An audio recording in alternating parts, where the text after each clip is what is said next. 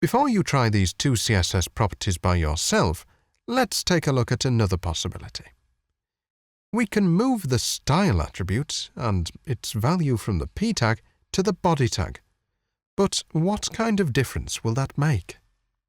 The experiment result showed no difference.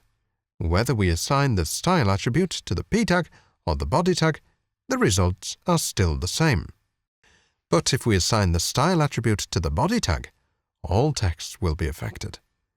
The effective range of the two CSS properties are now the whole body tag.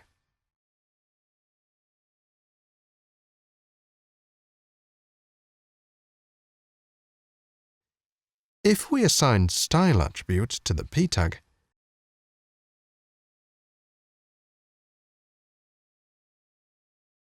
the newly added text will not be affected. This means the effective range of the two CSS properties has been limited to the p tag. Elements outside of that p tag will not be affected at all. So here comes the question. Which tag should we choose? The body tag or the p tag? One suggestion is, as long as your needs can be met, a smaller effective range is always preferable. Therefore, in this case, we recommend the p tag for you.